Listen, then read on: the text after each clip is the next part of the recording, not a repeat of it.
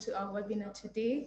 My name is Abigail Namasaka, the president of the All Kenyan Moot competition, and alongside me is my co-moderator. I'll allow him to introduce himself. Good morning, everyone. My name is Timothy Mwishegi. I work at Legal Resources Foundation. You're welcome.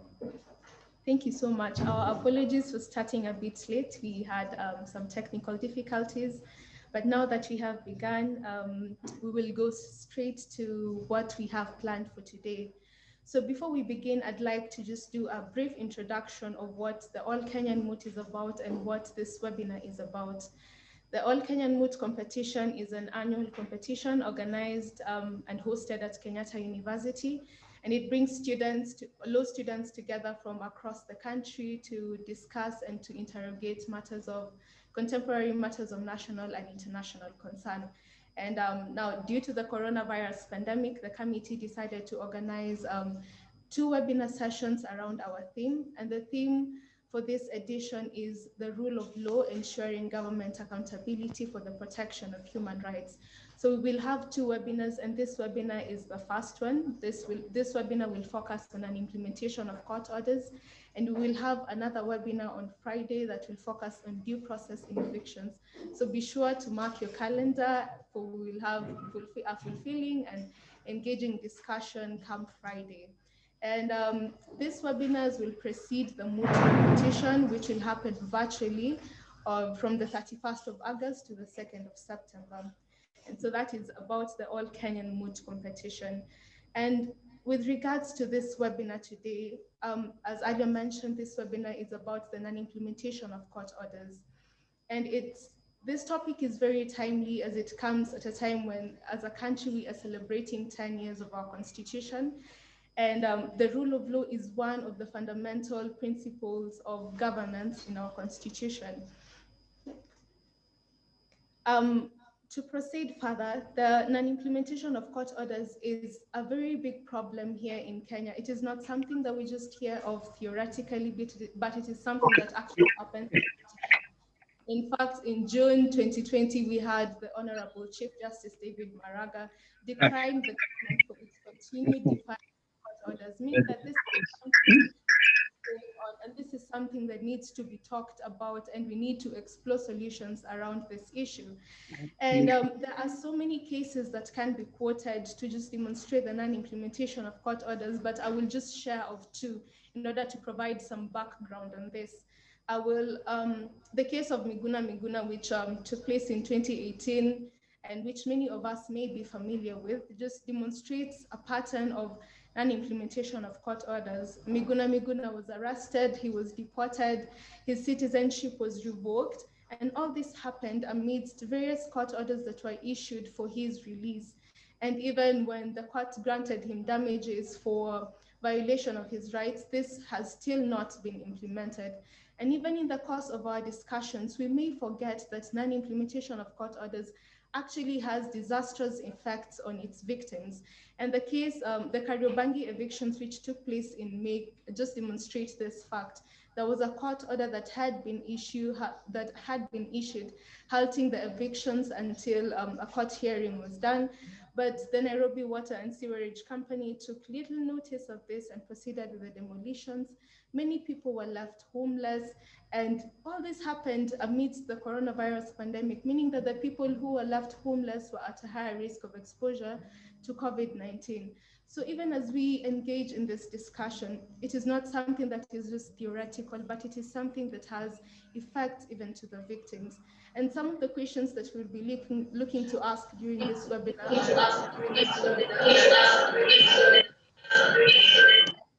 between what happens in practice and what is stipulated in our constitution, because our constitution states that the rule of law is to be adhered to by all persons, but we find instances where some people behave as though this is not the actual position.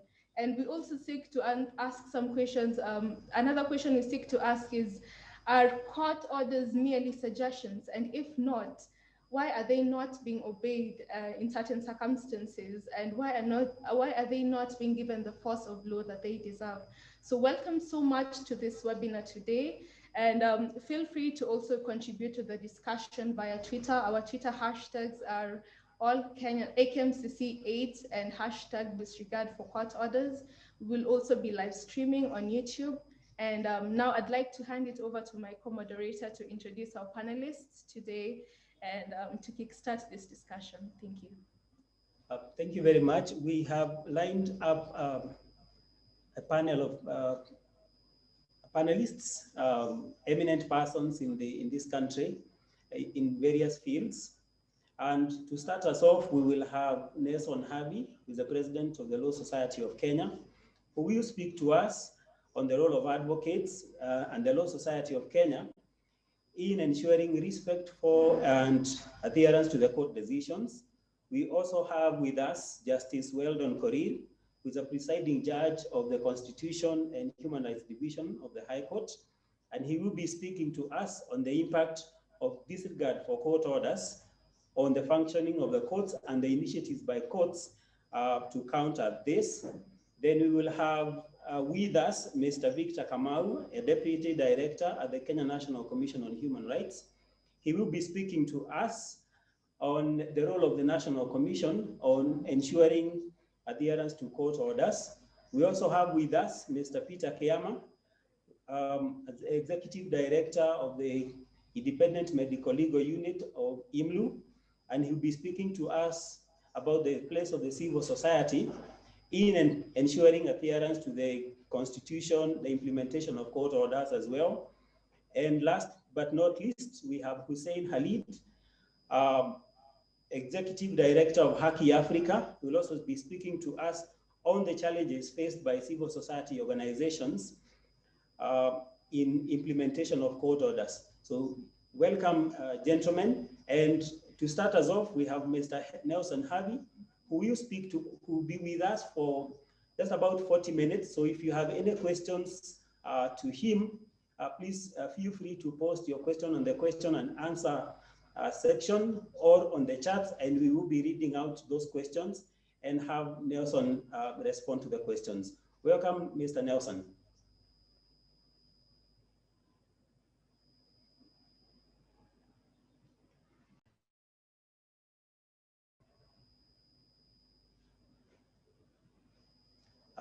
Nelson, please proceed. Good morning, friends. Thank you so much for welcoming me to speak with you on this important topic. The topic that I've been mandated to speak on is the role of advocates and the Law Society of Kenya in ensuring respect and adherence to court orders. I'll proceed straight away to the point. There is this recital that we will always continue reading and saying, that Kenya is a constitutional democracy. It is a country governed by the rule of law. And the rule of law is very fundamental in ensuring that the fabric that ties together the social contract is maintained. For many of you who are still studying law, you may or may not understand what a social contract is. But simply put, a social contract is the covenant between the people and the leaders on how the leaders will govern and how the people will relate amongst themselves. The judiciary is one of the three arms of government. It is the final arbiter and determinant on all matters relating to the interpretation of the Constitution and any laws of the land.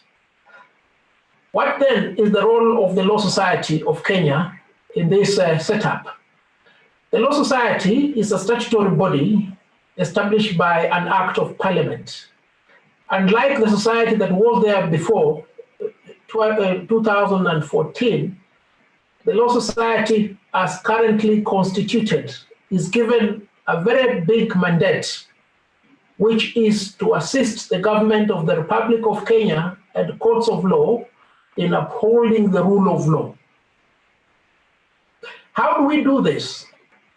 We have done this and will continue doing this in various ways. First and foremost, as the Law Society, it is our responsibility to always speak on behalf of the judiciary insofar as court orders are concerned.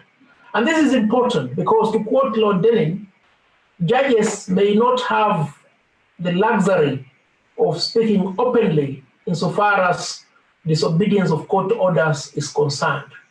This is because there are limitations to the extent of what they can do. They can best express themselves through pronouncements, judgments, and rulings.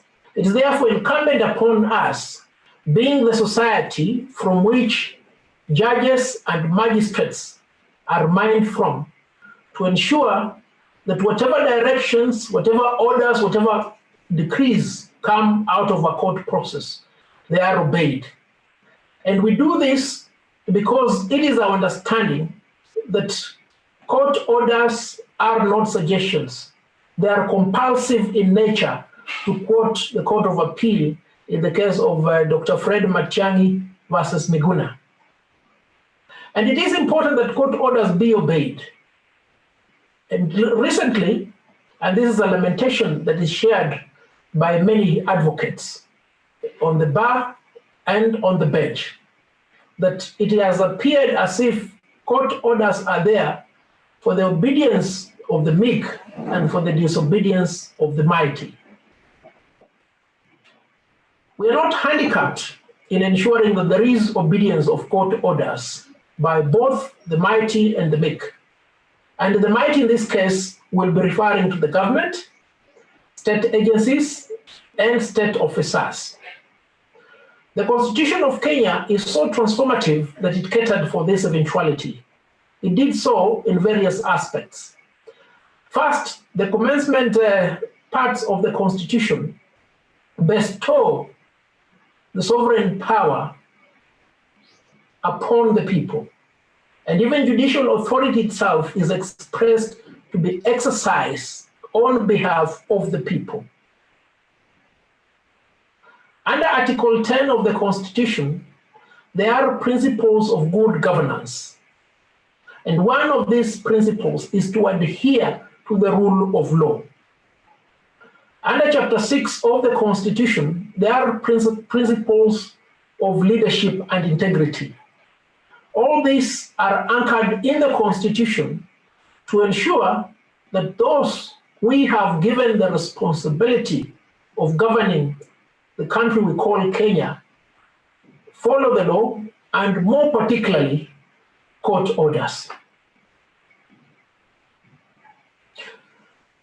The Contempt of Court Act was intended to ensure that court orders are enforced to uphold the rule of law and to ensure that those for whom those court orders are made benefit.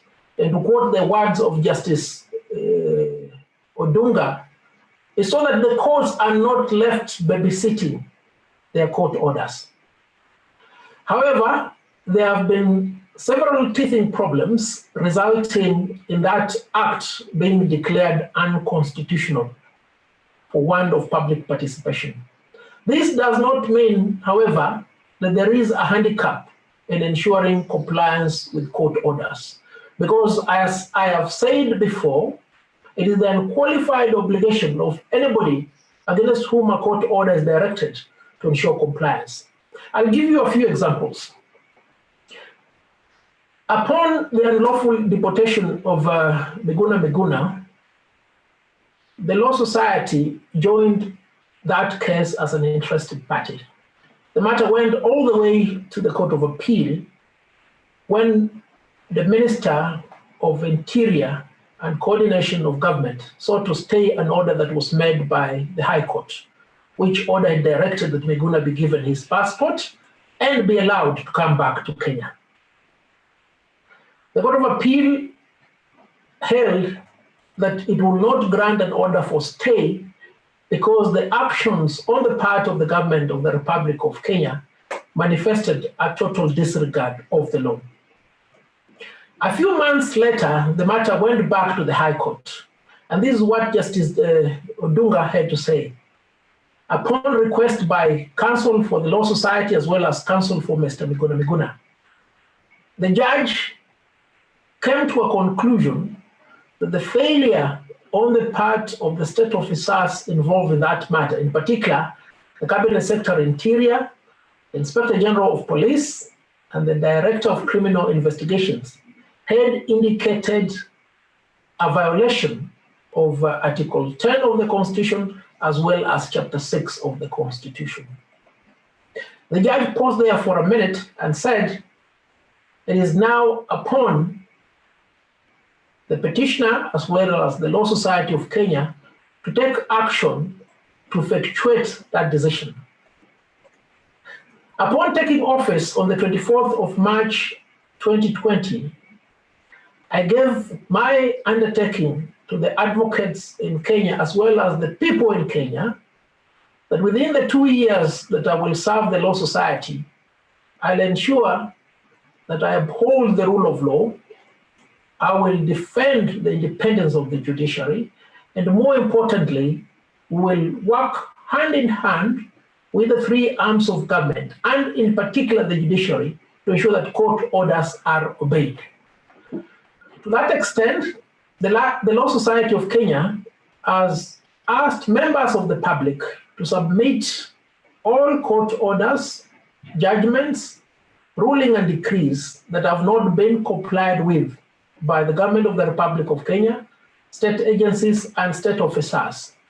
What do we propose to do with these court orders? These court orders are of two categories.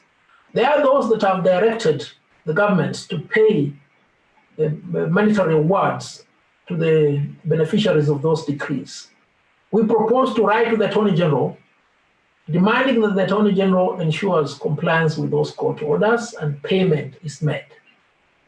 There is the second category of these court orders that directs the government of the Republic of Kenya, state agencies and state officers to do or refrain from doing certain acts which amount to the violation of rights of citizens. Again, we'll ask that there be compliance with these court orders. If these court orders will not be complied, the Law Society of Kenya, through its council, has resolved to initiate a consolidated petition which will enumerate all the orders directed against the government, who are the state officers occupying the offices that have disobeyed those court orders.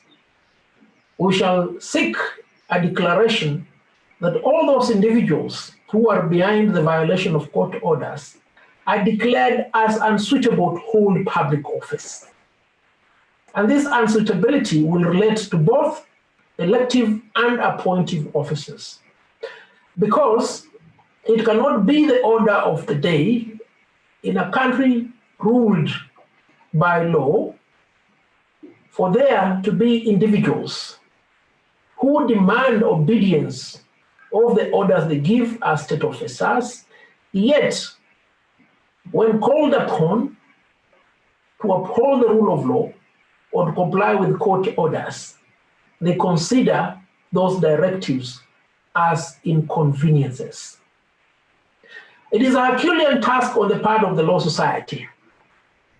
I say Herculean because when all is said and done, state machinery is always powerful.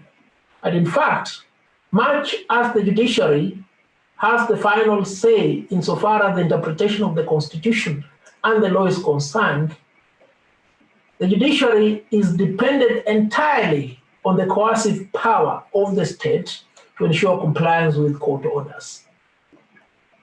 The dilemma therefore exists when the person who has failed to comply with the court order holds public office.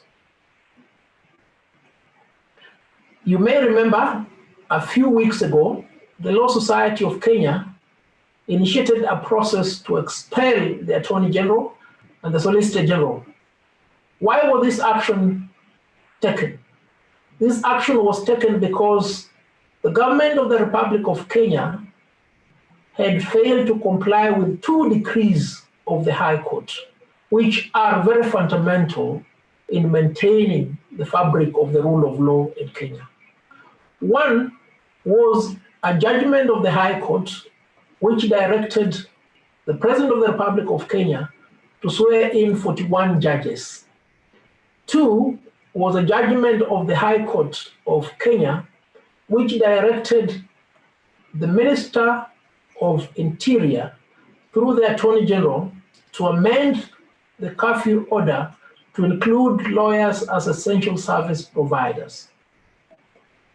These orders were not obeyed, and it's for that reason that we sought to take this action against these state officers. We couldn't take that action because they moved to court as they were entitled to and got an order stopping the Law Society of Kenya from taking that action.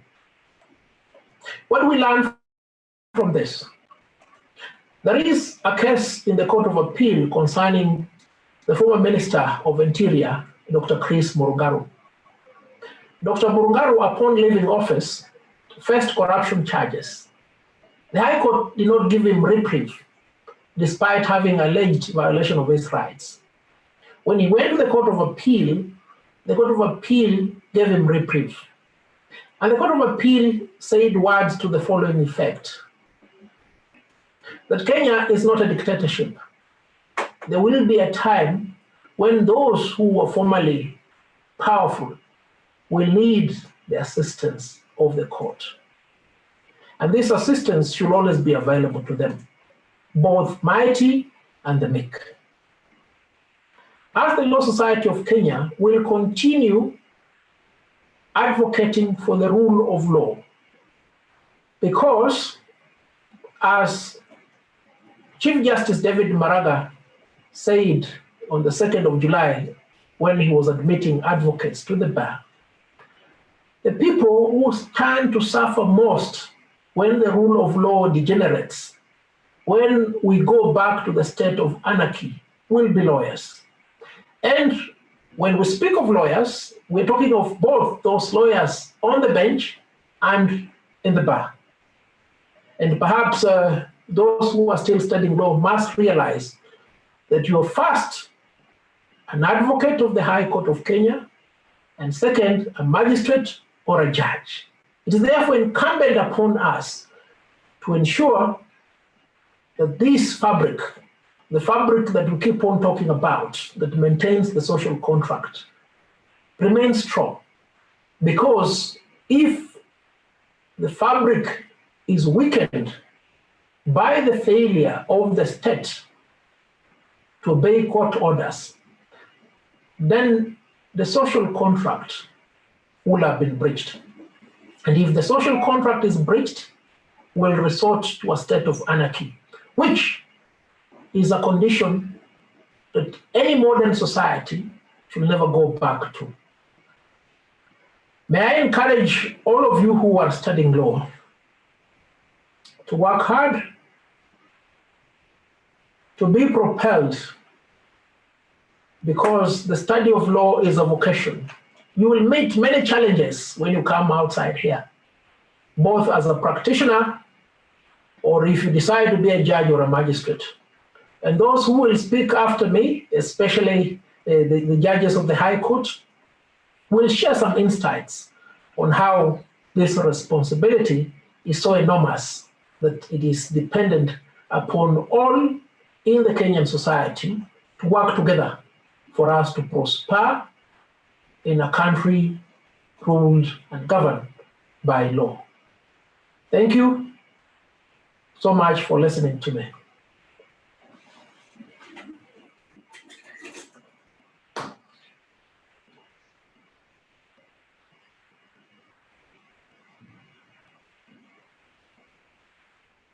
There is a guarantee that when those court orders are issued will actually be implemented. And I think from your discussion, it is very clear that they may not be implemented today, but there is an opportunity as we proceed to get those orders obeyed, because then there is an impact both now and in the days to come. Thank you very much. We will now invite Justice Weldon Koril to speak to us on the impact of this disregard the functioning of the courts. Welcome, Judge. Thank you very much. I hope you are getting me. Yes, and we will request that perhaps you can switch on your video. There I am.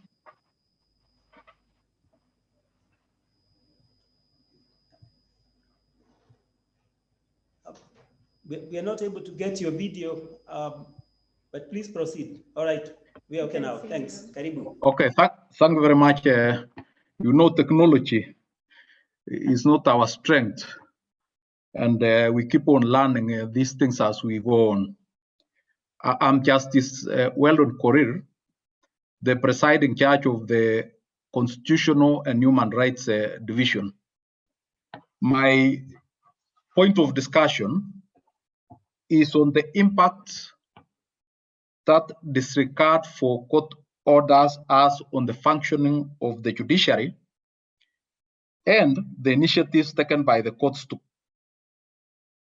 counter this situation.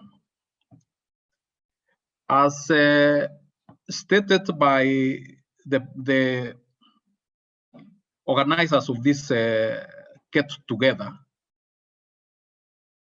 this discussion is very, very important, coming as we are seeing as Kenya celebrates 10 years of the 2010 Constitution. It's a very important discussion because we are asking ourselves, have we achieved that which we set out to do as Kenyans? And on the issue of obedience or disobedience of court orders, we see a problem coming from, and let me put it very straightforward, from the executive. Those who obey court orders are not the common citizens of this country. They are not the people in the streets of Nairobi.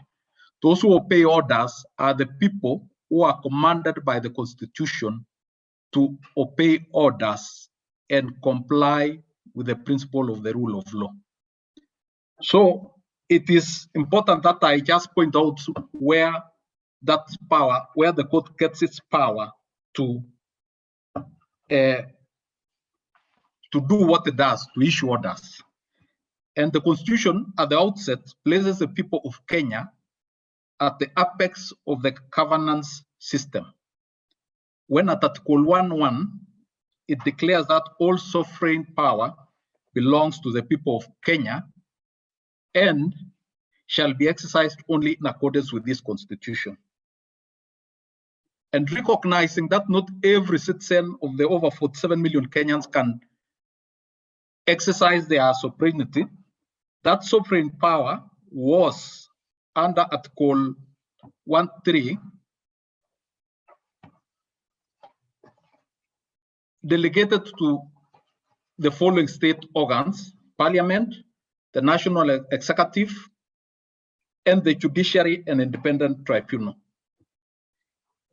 At Article 2, the Constitution stresses the supremacy of the Constitution and says this is the supreme law of the Republic and binds all persons and all state organs at all levels of government. Then we go to Article 10, where the rule of law is given as one of the national values and principles of governance. We go to Article 27 on the equality of everybody before the law. So with those few articles from the Constitution, we see that it is very clear that the governing structure of this country emanates from the Constitution. And what have we seen? In an article published at page 6 of the Daily Nation of 19th of this month, the president of the Law Society of Kenya was just spoken, Mr. Nelson Avi, said there are over 200 orders, court orders that were issued and have been disobeyed by the executive. I guess that is a very conservative order, considering that in respect of Miguna alone, I'm aware that there are over 10 court orders that have been issued and none, not a single one, has been obeyed by the executive. So we are having a great challenge. And that problem or that sickness of disobedience of court orders, again, as quoted in the said article, extends to Parliament. We see a very senior government officers being summoned to appear before parliamentary committees, and they decline or refuse to do so. Yet, when it comes to summoning of witnesses or asking for evidence, Parliament has been given the power of the High Court in that regard. You, in the same article, which was in the Nation newspaper, you find that there is a permanent secretary who is in office, but there is a court order sentencing him to 6 months imprisonment. So that is the situation where we are when it comes to the issue of the impact of disobedience of the court orders. And what does this do to the courts? Because I think that is the main area of my presentation. In an interview conducted by NTV yesterday, the Chief Justice of the Republic of Kenya, Justice David Maraga, explained that the effect of disobedience of court orders by the executive results in lawlessness. Anybody, even the common man in the street, found on the wrong side of the law, will not understand why you want him to obey the law when those people who are supposed to be at the forefront of obeying the law are not doing so. So the impact is massive. It doesn't only affect the particular case in which the order is disobeyed, but extends to all other orders.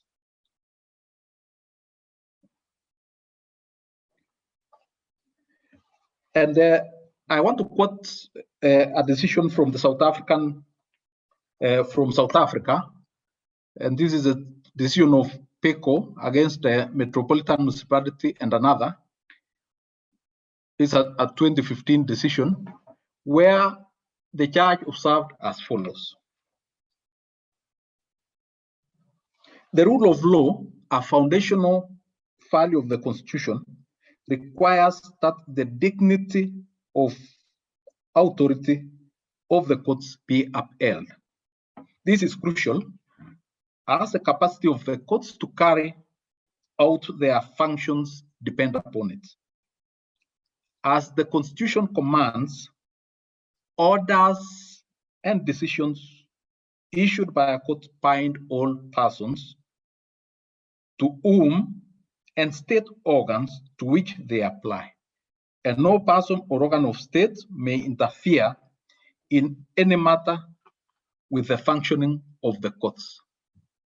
It follows from this that disobedience towards court orders or decisions risk rendering our courts impotent and judicial authority a mere mockery. The effectiveness of court orders or decisions is substantially determined by the assurance that they will be enforced. That is the end of the quotation. So that gives us the whole picture. Once you disobey a court order, then the court becomes nothing. And in doing so, in the Kenyan context, you are saying the people who have given you that power, who have delegated that authority to you, as an officer of the state, amounts to nothing. You are looking down upon the people who gave you power to occupy a public office, to occupy a state office. And where then is the solution for this issue? Because we cannot let things be the way they are. I think when we set out to craft a new foundation for ourselves, legally speaking, we looked at the past. And in the past, we saw a judiciary that was not responsive to the needs of the people. And in the Constitution, we clearly, as Kenyans, went ahead, reformed the judiciary, fettered our churches. Now we have a good judiciary. But I think we forgot to look at, because I think this was not a prominent problem, or we did not notice the problem, we forgot to look at how to implement this orders issued by the courts. Hence, we find ourselves where we are. In certain instances, the Constitution ensured that nobody can stop an activity coming to a conclusion. So that, for example, if it is an act of parliament, it goes to the president. If he doesn't assent to it, after a number of days, it becomes law. But for court orders, you need to execute. And as pointed out by the president of LSK, the power to execute court orders lies elsewhere. It is not with the courts. So I think the solution is coming out very clearly from the presentation of the president of LSK. And I found this very interesting because that is what I thought. You now have to move to make disobedience of court orders very painful. Very painful and painful on a personal level. Because if you seek a declaration and it is given that and it is issued that a public officer is not fit to hold office, that becomes the end of that officer. And we know most of our senior civil servants, eventually they want to have to retire into politics. If there is an order saying this person does not obey the law, IEBC cannot proceed to clear the person to contest office. So it becomes personally painful to disobey the law. We must think out of the box. And I like the way LSK pointed out that as the judiciary, we wait for the parties to move us and ask us to enforce their orders. Even as we say there are many orders out there which have not been obeyed, we cannot do anything unless the parties in a particular case move the courts, seeking that whoever the order is issued against is compelled to comply with the order. And that is where we are as the judiciary. Our role is quite limited because it's the parties who move us. We issue the orders, the parties move us. If we step outside and go and aggressively try to implement those orders, we'll be told we are biased, we are in favor of one side, and that's our role as referees, is to sit in the middle and do justice to all sides.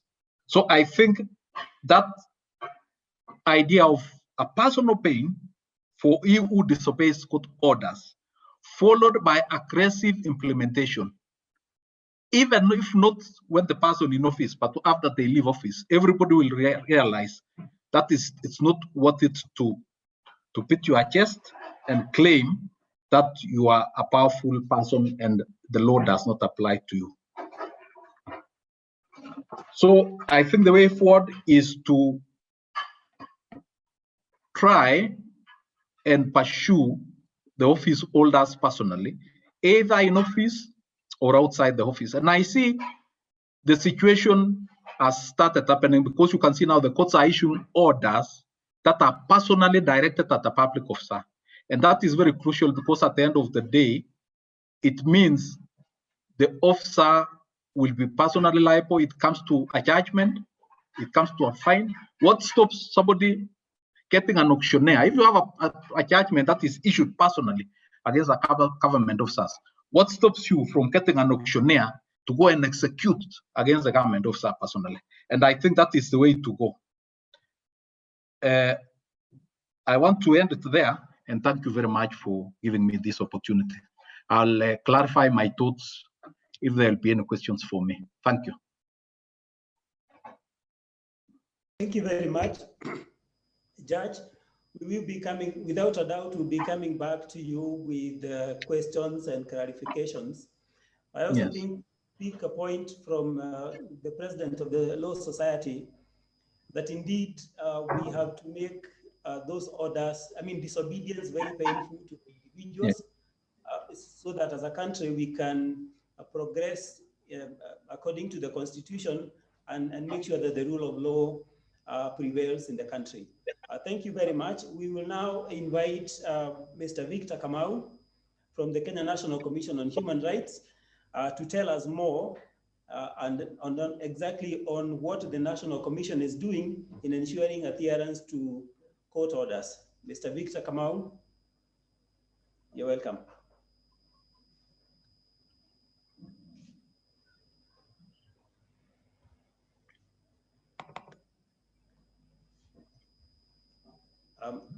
kindly unmute and proceed.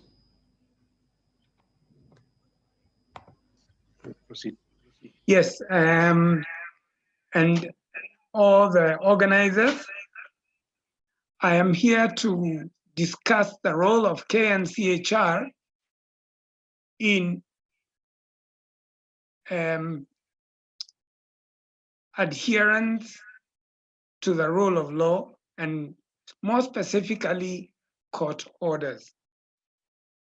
Now, the Kenya National Commission on Human Rights is a national human rights institution within the concept of the Paris Principles. Those are the UN Paris Principles, and also established under the Constitution of Kenya 2010, Article 59, and operationalized through the Kenya National Commission on Human Rights Act number 14 of 2011, revised in 2012. One of the things that the Commission is mandated to do is to investigate violations or alleged violations of human rights, but it doesn't end there. Another is to take appropriate steps to provide redress where human rights have been violated. The Commission, therefore, is charged with protecting the rights of all people in Kenya. But also, the Commission has a promotion mandate, which is to advise government on human rights and to work with government to mainstream human rights in the government's development agenda. So we do a lot of good work with the government. We advise governments. We advise on bills coming before Parliament. We also advise on international treaties and the obligations of Kenya under them. And we do quite a lot of good work with government. However, there comes a time when we have to stand firm and say, government, you cannot breach the rights of Kenyans, especially the rights that are enshrined in the Bill of Rights, Chapter 4 of the Constitution of Kenya. And we therefore go to court and file public interest litigation cases and even join others where it is appropriate.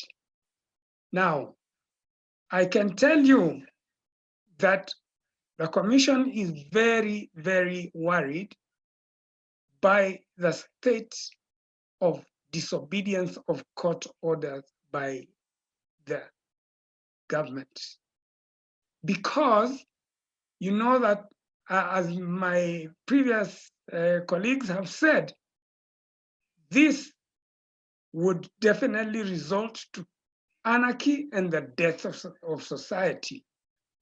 And we live in that society that was described by John Locke, saying that life is short, nasty, and brutish, because every person who has a dispute has a right to that dispute being settled impartially, incompetently, but also effectively.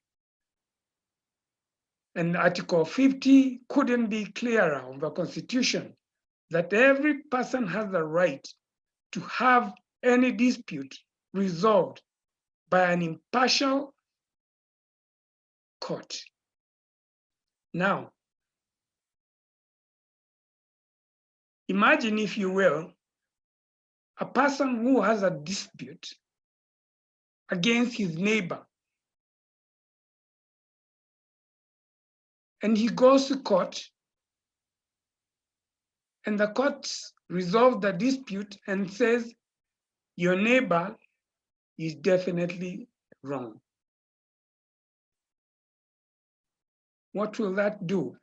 It will tell the neighbor, all right, I am wrong. I must stop this. And he will obey the court order. But imagine when the court says the government has made a mistake. And we are all capable of making mistakes, even the mighty government. And the court says, we need you to change that. And the government says, we are the government. We will not change.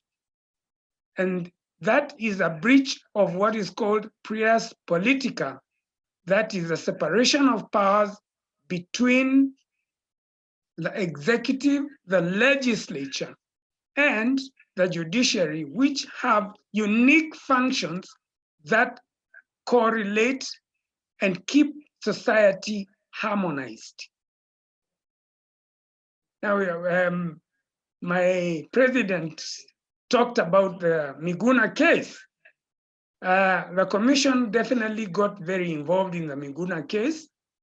You know, we know that in the wee hours of February 6th, 2018, government agents battered down the door of Dr. Miguna's house and arrested him. And not only did they arrest him, they played a game of hide and seek for some time.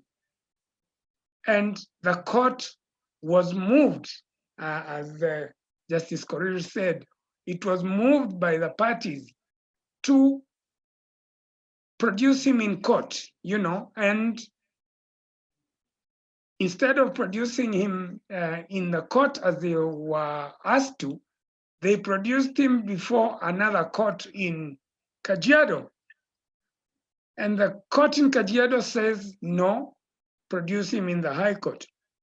So the government said, no, we won't produce him in the High Court, and continued to confine him in what I would call an indignified environment at the JKIA. The commission was involved in monitoring, and as the judge says, there are more than 10 orders in that particular case, which the government callously disobeyed entirely, and even resorted to actually injecting him with noxious substances to enable them to deport him unconscious. Now, the courts did something very progressive. First of all, in the interlocutory decision, they said that the government officers personally who are involved in this disobedience, in this contempt will pay 200,000 shillings, and the court says very clearly it shouldn't come from the public coffers. I think that is a very effective remedy to a breach of contempt of court, because contempt of court is really rebellion against the Constitution. And as the president said, it actually subverts the Constitution, because according to Chapter 6, anything that is done by leaders which is not in conformity with the Constitution is null and void. And then also one of the other principles of leadership is that they should not bring disrepute to the office that they serve. You see, in that Miguna case, they actually brought not only themselves, but Kenya as a country into public ridicule and disrepute. The whole world just wondered, what is this entire government doing to only one person, you know? So it is totally, definitely against Article 73, the principles of leadership. And the principles of leadership are that there should be governance with servanthood, the service to the people. The people have their courts, and their courts serve both the government and the governed.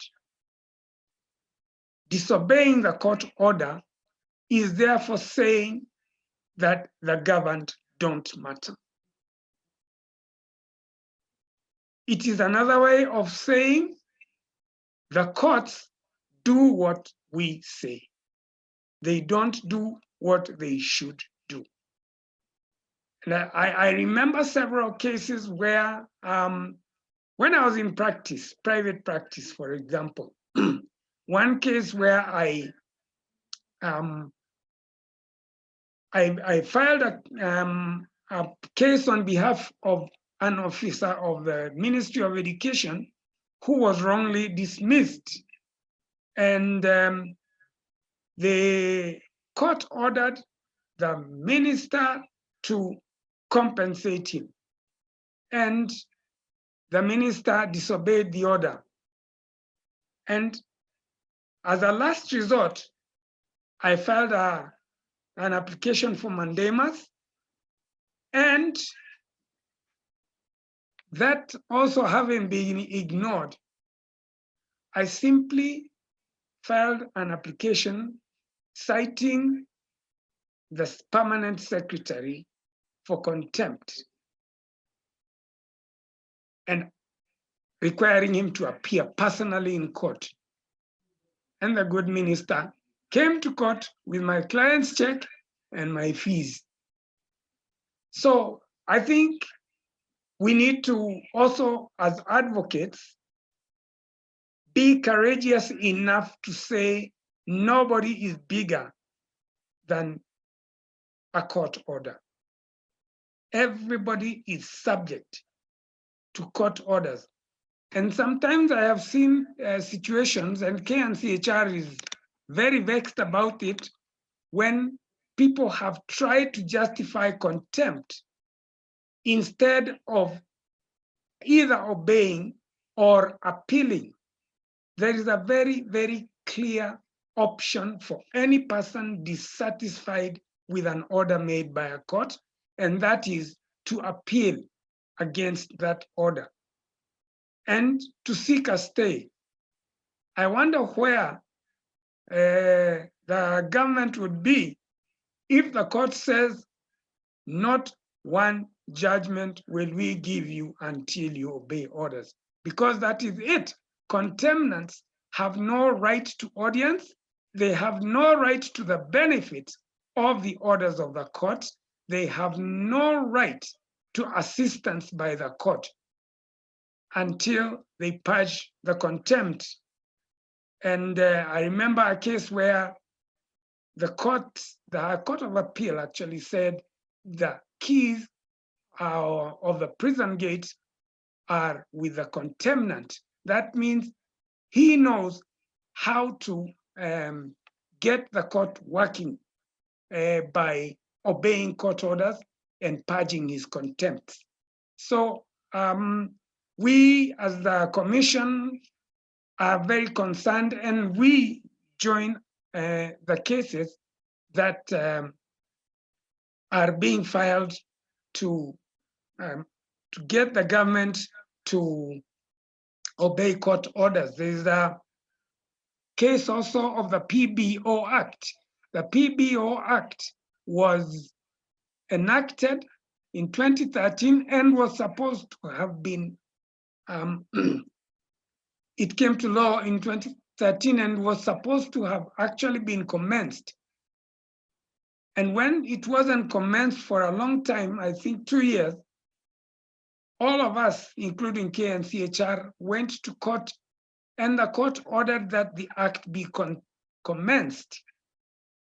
What did the government do? No, zero. So as a result of this, the actual NGO status really is a state of limbo.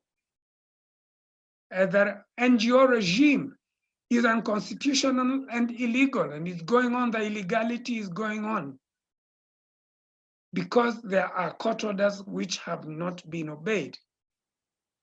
If we are to say that justice should be our shield and defender, then part of justice is obedience of court orders.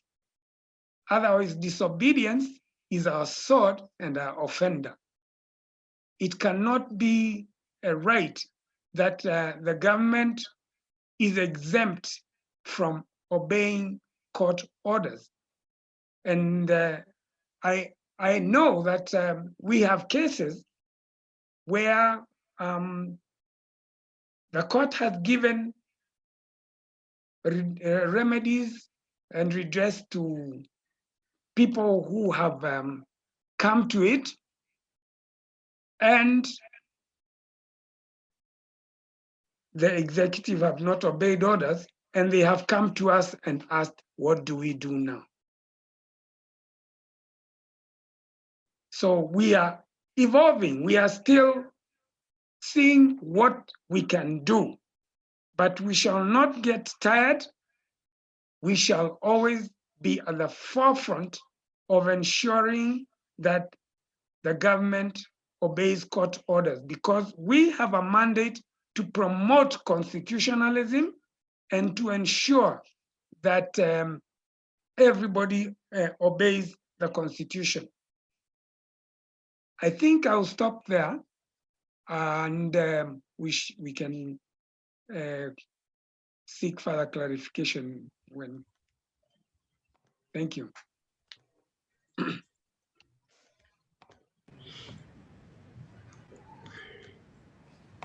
you so much, Mr. Kamal, for that wonderful presentation and for sharing your insights on the role of the National Commission in ensuring implementation of court orders. There is a follow-up question from one of the participants, and he asks, in the Dan Baru case, which also was a case on an implementation of court orders, what is the current status now that the OCS had been ordered to produce the body, but this had not been done? What is the current status of this case? On Daniel Baru, what are we doing? Daniel Baru, that case is one case which is very tricky because, first of all, the court ruled that the person who perpetrated Baru's disappearance be charged. Of course, needless to say, he has not been charged, and that question has been brought up in another webinar. We are in serious discussions with the ODPP to see what is the problem and seeing whether they said that the particular police officer, Inspector Serem, is out of the country and retired. Of course, the fact that he's retired does not actually excuse him from being accountable. The ghosts must haunt him right to his last day of retirement to produce Baru. But that is one example of court orders being given but not being obeyed. And the commission is continually engaged together with other partners to ensure that we bring some justice and closure to that case.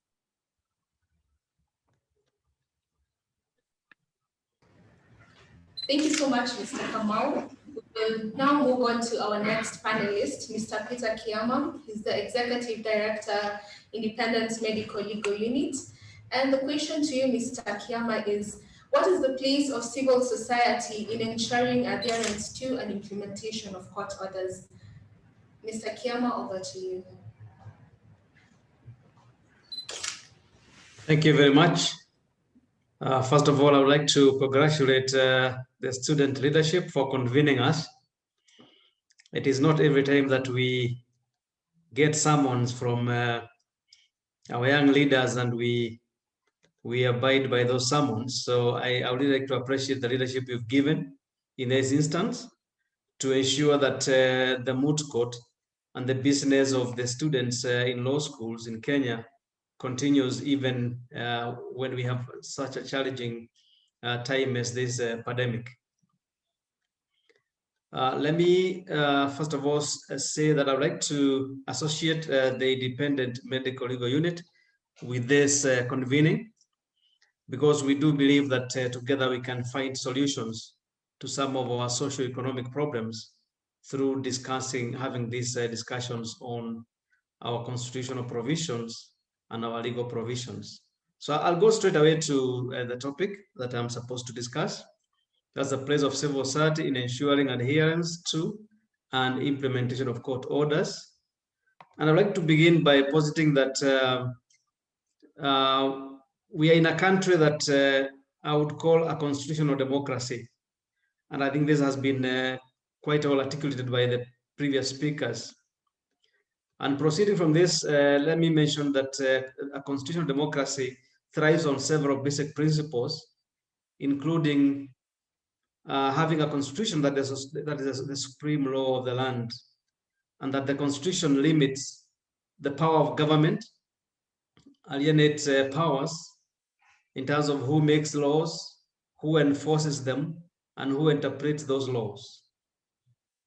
That also a constitutional democracy is based on popular sovereignty of the will of the people being the ultimate source of power. And that is clearly articulated in chapter 1 of our constitution. And that in this kind of democracy, the rights of minorities must be protected even though the decisions are made by a vote of the majority. And that finally, that in such a democracy, we believe in the rule of law, where everyone is supposed to follow the law and none is above the law. Having said that, I also see that under the provisions of chapter 1 of our constitution, we find that together with the constitution recognizing the sovereign power belonging to the people and being exercised only in accordance with the constitution, that we have also given ourselves a responsibility in Article 2 of the chapter, where we talk about the defense of this constitution, where we say to ourselves that every person has an obligation to respect, uphold, and defend this constitution. We've also clearly said that any attempt to establish a government otherwise than in compliance with this constitution is unlawful. And I'll come back to those principles later on. Let me speak to the principle of the rule of law being a key element of a constitutional democracy, and say that at its core and as a key governance principle, the rule of law is a mechanism for regulating the use of public and private power. It's also a means of ordering society, including state-society relationships. And I think one of the speakers spoke to the social contract, so I don't want to belabor the point. The rule of law also refers to systems of rules and regulations, and the institutions that enforce and adjudicate, but also refers to the values that infuse those institutions and those rules and regulations. So we're talking about a value-based system to an extent. I would like to move quickly on to civil society. I'd like to borrow from liberal thinking and say that civil society, in my understanding, is the realm of political and ideological activity. I'm referring to Thomas Haberson, that civil society is the independent I made up of a plurality of interacting, self-organized, and constantly vigilant civil organizations, whose function is, one, to nurture basic rights, to advocate popular claims, and to educate citizens in the democratic arts of tolerance and accommodation. Now, if you speak to human rights advocacy organizations like the one participating in this meeting, Haki Africa, IJM, IMLU, and others, human rights advocacy NGOs and grassroots movements like social justice centers would find their origin in liberal and political thought, espousing a need for a defense against the coercive and overbearing state, and offering an alternative paradigm interested in redefining the rules of the game of development and politics. So civil society becomes a buffer or a defense against the state, the market, and extremes of society. Civil society also, I would say, is an agent of change, a midwife of regime change as well, if you may. It's a bridge between government and citizen in demanding government responsiveness to marginalized groups, values, and interests through policy advocacy and other means. But also civil society comes in to complement the state through service provision, strengthening civil society also complementing the state through service provision and strengthening citizens' agency. And therefore, I would say that going by the above, the role of civil society in a country like ours is a normative role. It's value-based. I would like to proceed to court orders and the role of the judiciary. And I would like to speak more to the Bill of Rights, Chapter 4 of our Constitution. I'd like to go to Article 22, the enforcement of the Bill of Rights, that provides very well that every person has the right to institute court proceedings. Every person has a right. In addition to that, a person can also act on behalf of another person who cannot act in their own name. A person acting as a member of an interest group can also approach the court. A person acting in the public interest. An association acting in the interest of one or more members. So we do see that our constitutional democracy provides that we have full rights to approach the court if we have grievances or if we have issues that we need adjudicated. Let me say also that enforcement of court decisions, and I would agree with the previous speakers, builds and enhances confidence in the rule of law as a key principle of a constitutional democracy, and also acts to establish legitimacy of the state. And in the contrary, therefore, non-enforcement of court decisions take away the confidence in the rule of law and the legitimacy of the state. So a state that does not execute court orders or does not respect court decisions is a state whose legitimacy is in question. Just like we say with regard to the police institution, that the more force the police service uses is a clear indication of the levels of legitimacy or lack of it. The less force the police use, the higher the levels of legitimacy among the citizenry, and equally so for any regime. When it comes to the role of civil society in the enforcement of court decisions, I would refer back to chapter 1 of the Constitution, the sovereignty of the people and the supremacy of the Constitution and the attendant rights and responsibilities of the sovereign, which is the citizen as defined in our Constitution, and say that we as civil society of different colors and shades across the country have a responsibility to ensure that court decisions are implemented, are executed, but also that citizens are able to approach the court and get their matters adjudicated. And so let me use a case study of decisions. I was going to use Miguna and the PBO Act. I think Wakili Kamal has very ably articulated that, so I won't speak to those. I would like to speak to cases of human rights violations. And I have, between 2011 and 2017, I have 9 examples of cases totaling an amount of 19.8 million shillings that have been awarded by courts when citizens who have been aggrieved, violated, tortured by the state approached the court and they were awarded this compensation.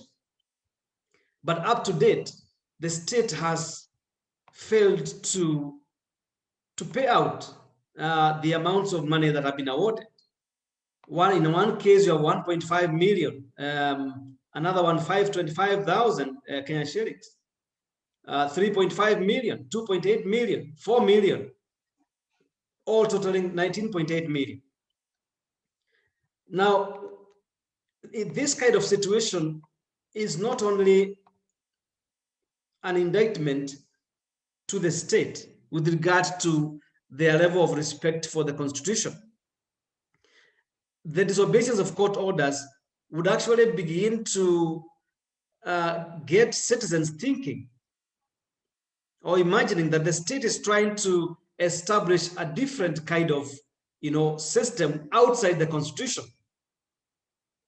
The Constitution, as I said earlier, clearly indicates that any attempt to establish a government contrary to this Constitution basically means you are establishing a constitutional and illegal order in society. And therefore, I do see the fact that the government has not, and these are just a few examples. If you look at other records, you find that the government has failed to pay over 1 billion Kenyan shillings awarded to various persons and groups for transgressions committed by state agencies over time. What have we done therefore as civil society, or what is our role? Our role, I think, is to work with the victims of state abuse to ensure they successfully seek justice, and that after they get these orders, that these orders are implemented. Now, we have tried various means, including documenting these cases, writing petitions, approaching the Kenya National Commission on Human Rights, which has a constitutional mandate, approaching the various institutions, writing to the various individuals. But the process has been very frustrating. And let us not look at this only as a legal issue, because you're talking about victims, some who died in police hands or in custody, and their families left traumatized. Some of the victims are survivors, and therefore, continue to suffer both physical and psychological trauma. This kind of awards paid in a timely manner would help the victims or their families to address their medical needs, or their psychological rehabilitation in a situation where the country does not offer any public service with regard to psychological rehabilitation of victims of crime or victims of human rights violations. And so, apart from working with victims and their families, knocking doors to get the court orders obeyed, we have also provided, and not only ourselves as IMLU, but also other civil society organizations have provided continuous psychological support. Some have provided livelihood options for victims as they wait for the state to obey these orders.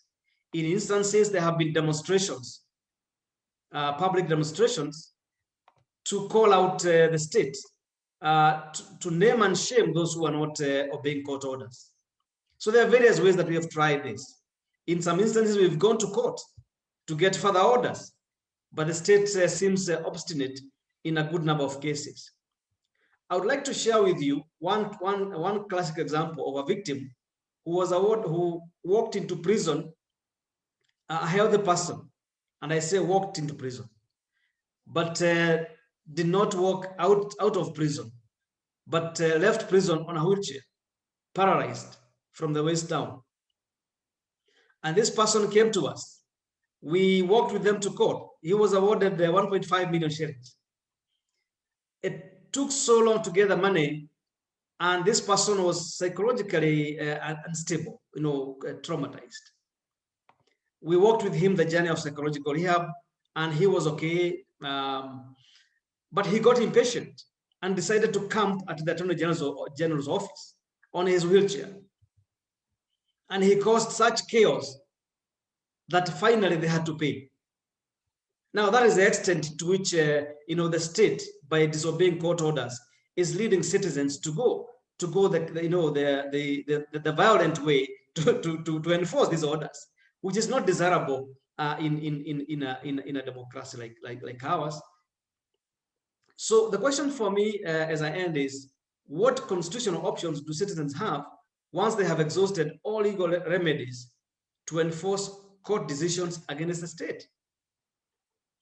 When citizens exhaust all legal remedies, I see this as a recipe for chaos, a reversal to the Hobelian state of nature that Wakili Kamal articulated, where life is nasty, brutish, and short. I dare ask, do citizens have a right to resort to violent means, or do they capitulate and wallow in disillusionment, apathy, and lamentation? I say that is not an option. It's not an option for us to invest in disillusionment, apathy, and lamentation. We have provided ourselves clear provisions in Chapter 1 that we have to defend this Constitution by all means possible. And therefore, I would like to maybe end by saying to the students of law that going to court, getting court decisions is not in vain. And some of the examples we are giving should not discourage us to practice law or to work with victims to court. We should continue because there will be a record left. Just like there was a record left before the Truth, Justice, and Reconciliation Commission was set up. We do know that if it were not for the records kept by victims and families of the torture and ill treatment that was meted out by the Kanu regime before 2012, the endeavor of the Truth, Justice, and Reconciliation Commission would not have been as well accomplished as it was in terms of the report that we have that captures what happened within that regime. So I do welcome you to embrace that spirit in Chapter 1, that we have a responsibility as citizens to defend the Constitution. And this responsibility is intergenerational. We do our part today and leave it to the next generation. Thank you.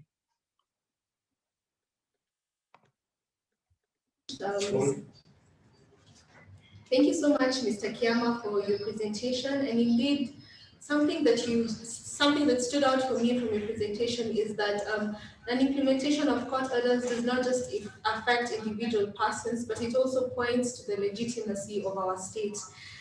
Next on, we'll move to our last but not least, Mr. Hussein Khalid, the Executive Director of Haki Africa. And to you, Mr. Hussein, kindly share with us the challenges that have been faced by civil society and in particular Haki Africa in ensuring implementation of court orders. Over to you, Mr. Khalid.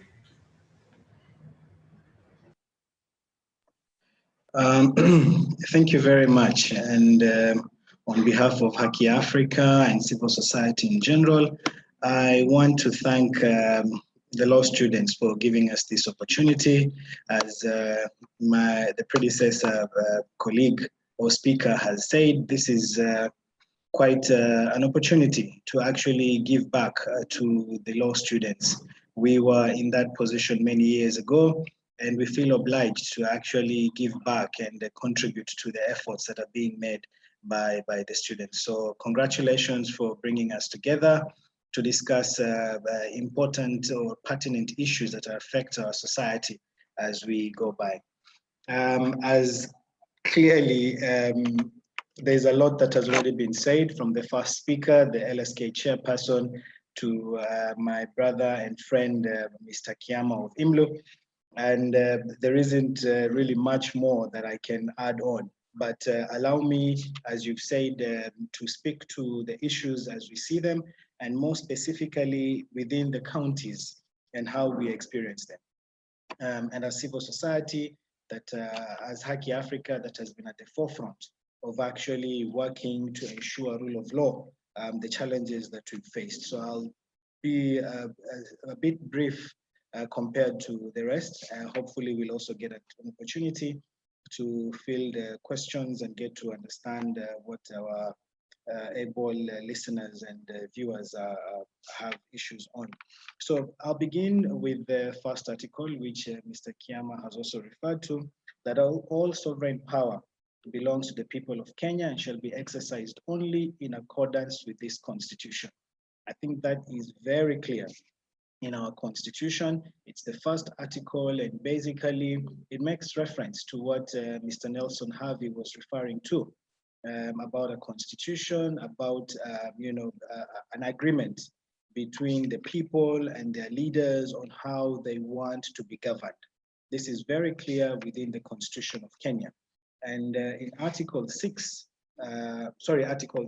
of the Constitution, it provides for the national values and principles of governance that, as a people, we have agreed to be governed by.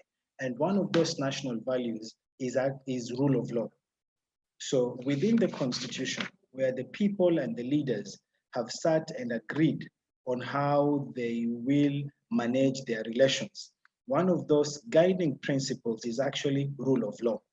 So when there is no rule of law, when particularly the state refuses to abide by court orders, then there is a general, we can say, breach of agreement by the leaders on what has already been agreed in the Constitution of Kenya. We agree as citizens to be law-abiding citizens.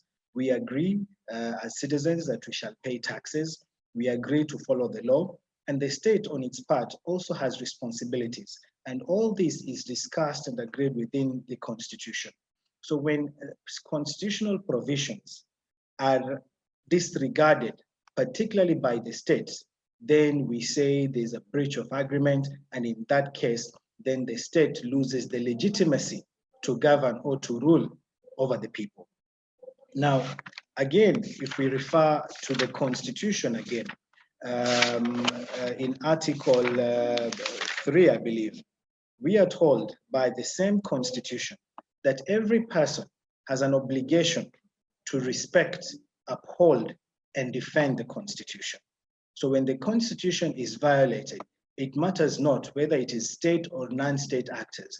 As a people, as civil society, Haki Africa, IMLU, IJM, the Moot, all these institutions have a duty and an obligation to defend this constitution. That is where civil society now comes in. And we're asking ourselves, so what role do we play as civil society? Now, there are many cases that have been referred to by my fellow facilitators who've spoken before me. I think the case of Miguna is very clear, is very open, and we saw how the state completely disregarded court orders. We've seen many other cases, for example, the PBO Act, where the state has refused to implement this law. But then we will also remember other cases. For instance, when the current CS, Matiang'i, was required to appear before court, and he did not do that actually. And he kept, when in his defense, he actually said, you cannot keep running to the courts every now and then, you are summoned by the court. So this is one clear indication of the impunity that we have in this state, where state officers, particularly the executive, feel that they are actually above the law. That when you're summoned by the courts, that you have a choice to decide whether to follow that particular order or not. That is one example I think we all remember very well. And I think this set the precedence of other events that unfolded after that. Again, if you look at other instances, as Haki Africa here at the coast of Kenya, we went to court to challenge the police's decision to outlaw the Black Monday protests, which were going on for almost a year, to actually call for economic justice for the coastal communities, but also for the whole country. And the courts were very clear that this is a constitutional guarantee that is provided for in Article 37 of the Constitution of Kenya, which expressly provides that every person has the right, peaceably and unarmed, to assemble, demonstrate, to picket, and to present petitions to public authorities. And the courts pronounced themselves on this particular article and made it very clear that no person, even the police, have a right to deny the people their right to peaceably protest and demonstrate. And of course, this decision was made public. We served the police, but you'll find that following orders from other quarters, the police refused to allow the protests to continue. And in many instances, as you saw during that period of time, we went to the streets, we protested because we felt that is our right, which was also confirmed by the courts. But still, a number of protesters were arrested on several occasions as a result of those protests. So this is another clear indication of an example that is actually right on the ground, where people are coming out to exercise their constitutional guarantees, which have been affirmed by the courts. But then again, you find that the executive, and in this case, the police, abusing that right, refusing to allow protesters to exercise their rights as guaranteed by the Constitution. And it's not just that. If we also look at specific issues that have been at play, particularly here at the coast and other places like Northeastern and Western and Nyanza, we see that individuals who abuse the law, they go to court and demand, for instance, orders to evict individuals. And when communities go to court to challenge the eviction, and when they get the orders to stay the orders of eviction and others, people outrightly refuse to abide by the orders issued on behalf of the communities. They still go ahead. The private developers, these individuals who've grabbed land, they would go to the police, they would pay the police, and they would have the police supporting them in terms of violating the land rights of communities on the ground. We have a big challenge as a community, as a people, and unfortunately, impunity and corruption is directly contributing to the abuse of law. So I just want to briefly also touch on the effects of the state, particularly deciding not to abide by court orders. You see, we live in a very sensitive community, a community that sees and hears what is happening around them. When the state actually refuses to abide by court orders, it sends the wrong message to the community. One, that justice can never be gotten through our courts. As Haki Africa, we have worked tirelessly over the years in partnership with other civil society organizations to build faith in our justice system so that individuals who are aggrieved, individuals who face human rights violations, individuals who are tortured and some of them killed can have faith that they can get justice from our court system. When people lose faith in the justice system, then they are forced to use other unorthodox means to try and get that justice. So when the state itself does not abide by court orders, then the people start wondering whether they can truly get justice from this court system. And when they feel that this cannot be done, then they try to look for other alternatives. And this is where you get now, for instance, issues such as mob justice coming up. Because people feel when someone is arrested, when a criminal is arrested, or a drug baron is arrested, when they are taken to police or when they are taken to court and they bribe their way out, or orders are issued that are not adhered to, then they start taking the law into their own hands. In our report that we released earlier this year, we actually saw that the number of public lynching has gone up at the cost because people have lost faith in the justice system. They feel that when these people are taken to court, when orders are issued, the police will just release them. They'll be bribed and no orders of the court will actually be adhered to. So you find individuals taking the law into their own hands, and now even innocent persons, if you just go out to the community and you brand someone as a criminal, you brand someone, for example, as Wakali Kwanza or Chafu, then that person is sought after by the community, they are attacked, they are killed, and then we have a laissez-faire situation where the community themselves decide what they need to do. So it's very, very important, particularly when we are addressing law students who are out there and who are, intending to engage in this practice and, practice law, whether you are in, the law society or in the judiciary, it is incumbent upon us to ensure the rule of law is adhered to. And the best way for us to ensure rule of law is by fully abiding by court orders. At the community, again, it is very important for us to build faith in the justice system so that people do not also engage in criminal activities or violent extremism, as we know. And if we are able to actually show the communities that we can have a justice system that works for us, then there will be no need for them to explore other avenues to get that justice. So as Haki Africa, we have actually managed to deal with a number of cases where we have seen clearly the court orders have been abused or the individuals have not been able to follow the court orders.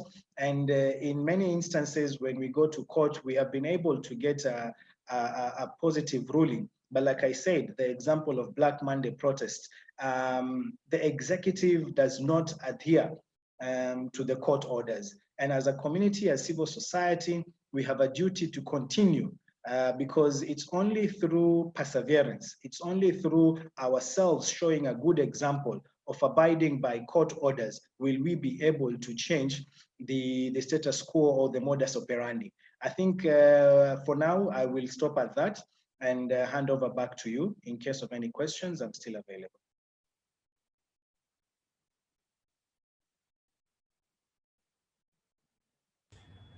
All right.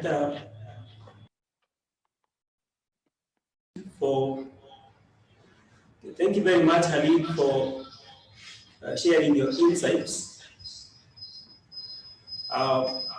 We will be coming back to you with a question if any is raised from the participants.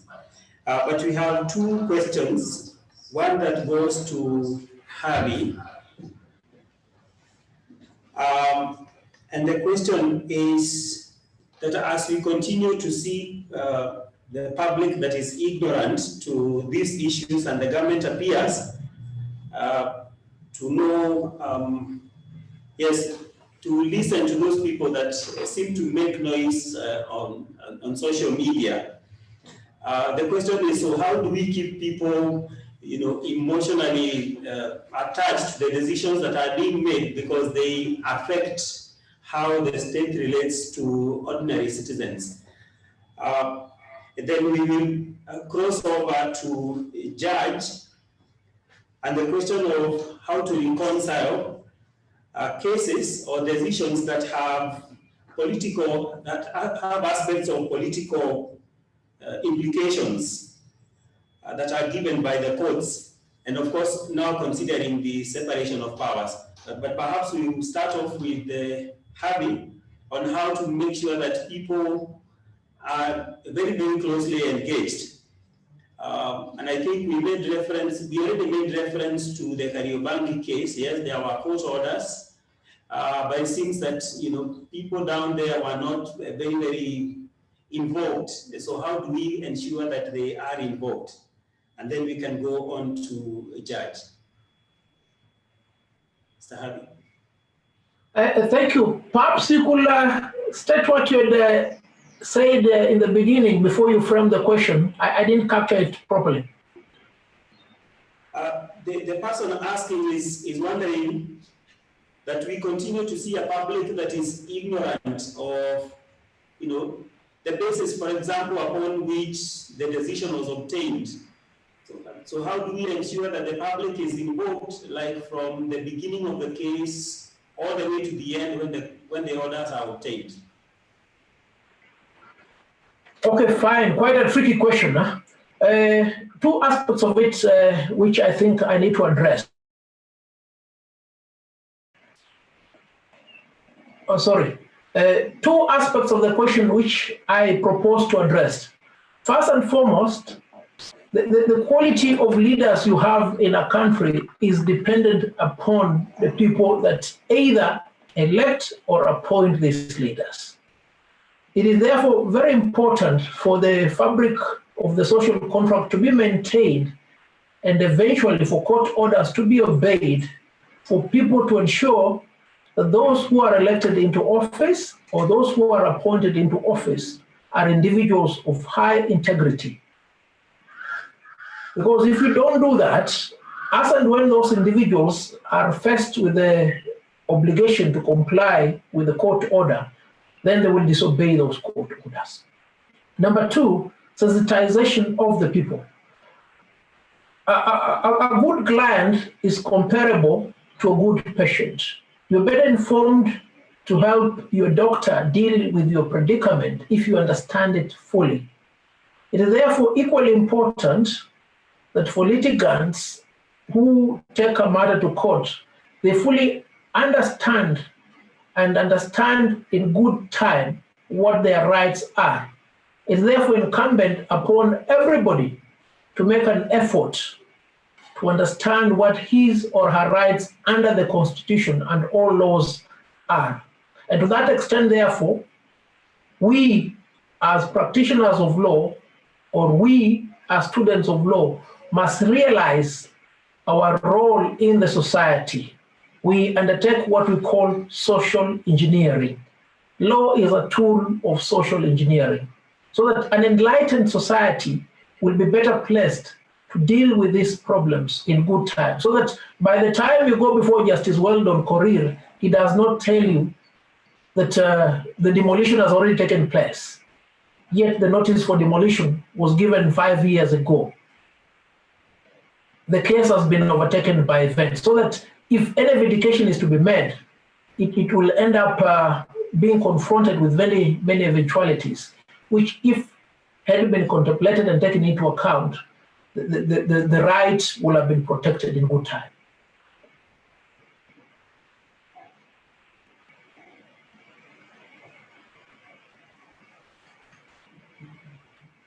Okay, thank you very much, Nelson. We will now go to a judge to respond to like how do you reconcile cases that have political implications and looking at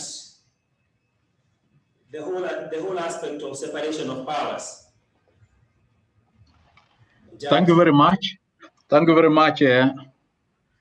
I think the starting point would be to ask, what is a case with a political implication, because in my view, the majority of the cases that come before us, especially in the Constitutional and Human Rights Division, have political connotations. So when a party approaches us, what we look at is, has the party raised constitutional and statutory issues? And if the answer is yes, then we deal with that aspect of the case. I'll give you the kind of cases we deal with. We had the Huduma number case, and this was a government project, a massive government project. But when it came to us, we were not looking at what is the implication of us dealing with a case which touches on a government project. We looked at the question is, are there a violation of rights in this case? Yes. What is the remedy? And that is how we address these issues. We know where our lines lie. As we give relief, we also know what kind of reliefs to give. And I think that is how we separate them. We know the role of the courts, and we do what the courts are required to do by the Constitution and the law. I don't know whether I've answered the question, but before I leave, I want to have one word with the students. We have talked, and it looks like there is no hope. I tell you there is hope. There are solutions which we are even getting. Even as we discuss these issues now, I'm seeing some solutions. I can give an example of the LSK against Hilary Mutyambai and others case which I handled, and I'm done with it, and I know it is not going to come back to me. And it was prosecuted by the president of LSK. Looking in hindsight now, looking at that decision, what would have been the best remedy? If there was a prayer that whatever orders was going to be issued, it would be self-executing, then we would not even need a cassette notice from the CS. What the court would just say is, CS, cassette within 7 days. If there is no cassettement, then this order is sufficient. Those are the kind of orders that are self-executing, because an advocate attending to a client after the curfew hours would just tell the police, look, we have a court order, and that is what we are basing our presence at this hour of 10 p.m., 11 p.m. on. And I think for there are certain kind of cases that you don't need to execute, like a declaration that a law is unconstitutional. Once the court says the law is unconstitutional, that is about it, and that is the end of it, because that one gets executed there and then. So I think we need to be more creative as we also approach the courts in seeking orders. We need maybe to look at it and say, if you give me this order, please follow it with an order that will execute that particular order. So thank you very much. Thank you very much, Judge, for engaging with us.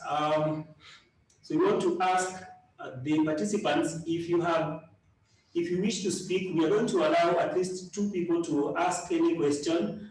However, we want to inform you, Nelson Harvey has left, but we still have the other panelists available to respond to your questions. So we have 2 questions, and my colleague will read them out for Viktor, Kamal, and Mr. Peter, Kiama, and Hussein. So there is a question from a participant, and he asks, there has been a proposal to include obedience or disobedience of court orders as one of the principles in Chapter 6 of the Constitution. Is this possible, or are we just imagining things when we speak of including this in Chapter 6 of the Constitution? Over to you, Mr. Kamal.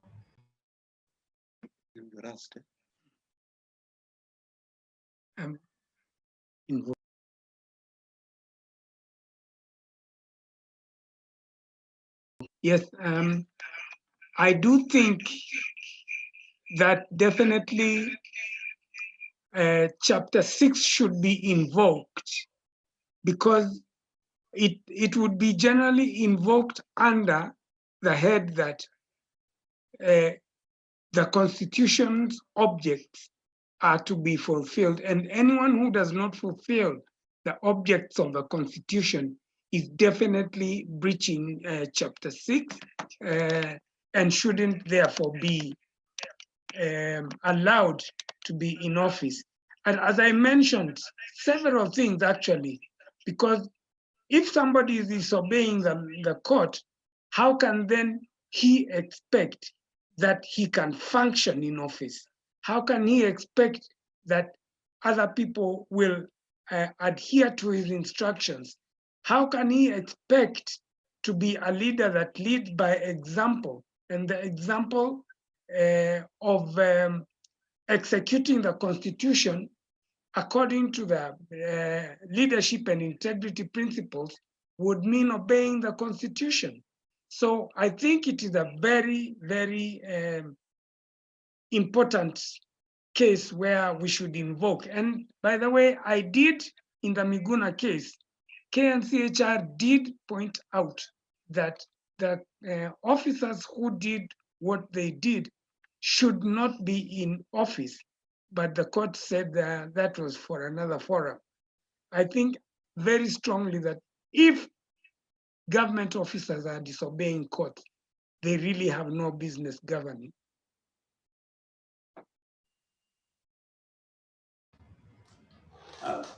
Thank you, Victor. We have online Kipngetich and Peter Karyobani. Peter Karyobani, please proceed. I kindly ask your question and be very brief. Can you hear me? Yes, go ahead.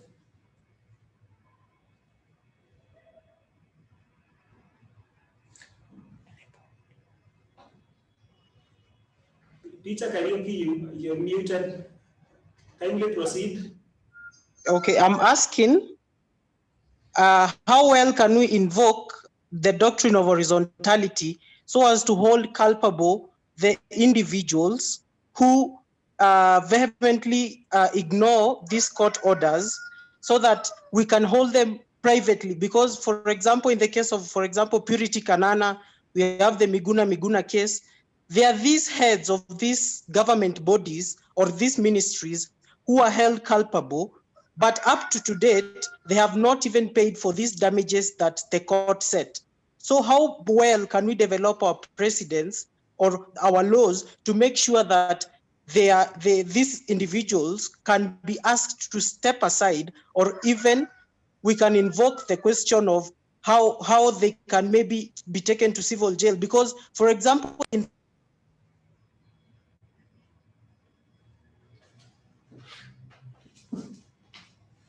Okay, to our panelists, Peter Karyobani asks, is it possible to have these individuals who disobey these orders be taken to civil jail, take personal responsibility? Victor or Peter Kiama or Hussein, you could respond. And then we'll go to Kipngetich. Of the view that the problem we have, as Mr. Kiama pointed out, is impunity. It is, yes, definitely a very viable idea to hold individual officers culpable, so that they set an example that contempt of court is not even acceptable where they say their aboves allowed them. So I am in total agreement with Mr. Karyobani, but I think it is a question of saying it is a long haul. We keep trying it. We keep trying it. We keep getting orders. They keep getting disobeyed. We keep trying again until they are finally obeyed. And of course, that is a strategy, a very good strategy. Yes, I also agree with my colleague and brother Victor that we cannot give up. We must always find ways of getting the orders adhered to. As law students who are, at the beginning, I would say, of the legal practice journey, you must always understand that you can never give up. Sometimes it may appear difficult, it may appear challenging, it may appear a waste of time. But trust me, the more you push on, the more you persevere, the more you persist, the better for the people of this country. So yes, I agree with Victor. And the last speaker, the response is that yes, we can always find a way of dealing with these issues. We must go back to court, make sure we do everything we can until the day they will start listening and start following court orders. Very much. Perhaps before Kiama speaks, we could hear what Kipngetich has. Kipngetich, proceed.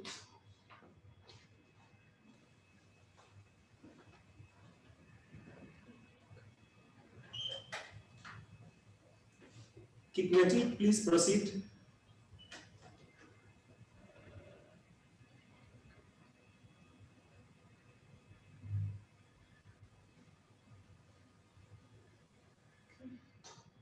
Logic, it appears we are not able to get you.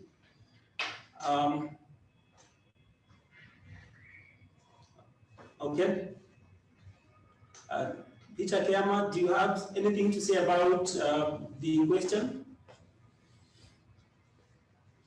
Sorry, I think Kamal has spoken to that issue with regard to what we can do, because he's talking about the persons being held personally liable. I guess the legal practitioners in this meeting would be able to guide on that, because I do believe that there are limited instances where the individuals can be held personally liable, as Karyobani is proposing. So I guess where it applies, I guess that we should pursue that as much as possible. Yeah.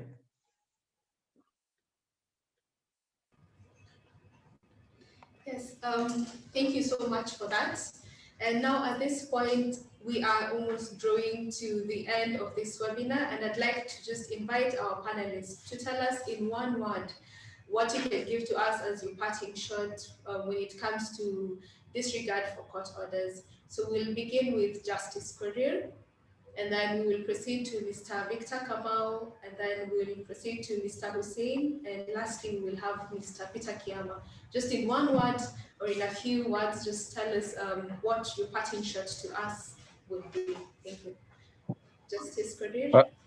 Thank you very much. I think, as I had said before, there is hope in that the rule of law will one day prevail and be respected in our country. What we need to do as practitioners and courts is to be creative in how we draft our prayers and craft our prayers, so that at the end of the day, the orders we seek may be implementable. I think that is the partnership is called for between the judiciary, and especially because in this case we are talking about one arm of government, and especially the private practitioners, LSK, and the civil society. We need to come together and find a solution for this problem. Thank you very much. Thank you so much, Justice Korir. We'll have Mr. Kamal next. Over to you, Mr. Kamal. Yes, thank you very much. Now, one thing that I'd like to say is that I hope many of you students will take an interest in practicing in the human rights field, because the more the merrier. We need more people to fight for the rights of Kenyans under the Constitution. And as we celebrate, I'm not sure whether we celebrate or mark the 10th anniversary, I really hope that the issue of court orders and their obedience continues to interest you, especially because I know some of you will also go to the bench, that you will be steadfast and firm in your decisions. That will pass a message very clearly that disobedience of court orders is entirely unacceptable, completely, whoever disobeys them. Thank you. Thank you so much, Mr. Kamal. Next, we have Mr. Hussein. Yes, just like my colleagues, for me, the message to the legal fraternity in general, but more so to the students who are tuned in, is to know that at the end of the day, you do what is right as per the law. Please don't get discouraged by those who refuse to adhere to court orders, and you must always persist and insist that court orders must be followed. We are living in a country that has, a good constitution. It's over 10 years now, implementation of about 10 years. And for us to succeed in having a constitutional dispensation, it requires that we continue trying and pushing the constitution to be fully implemented. So my parting shot is to the law students to understand that they have a duty and an obligation to fellow Kenyans to ensure that the rule of law is adhered to the fullest. Thank you, Mr. Hassan. And lastly, we have telling us his parting shot. Mr. Kiama. Thank you, Abby. I think for me, just to thank all the panelists for articulating the issues that they have articulated. I hope it helps your team across the country to recommit yourselves to your responsibility and your obligation to respect, uphold, and defend our Constitution of Kenya 2010. Thank you very much, and looking forward to further engagement after this.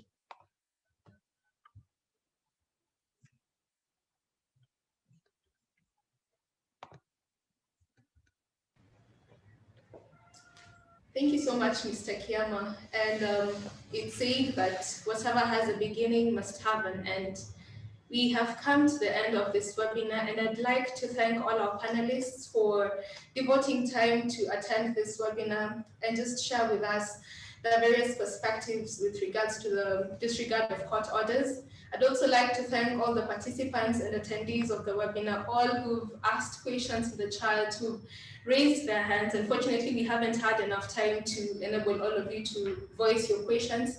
But thank you so much for contributing to the discussion via chat. Thank you for attending this webinar. And I believe, and my hope is that this discussion will not stop here, that we will continue talking about it, because as Mr. Viktor Kamal said, it's something that has to continue, that you try, if it fails, you continue trying, if it fails, you continue trying. So let us not have this discussion stop here, but let us continue speaking about it.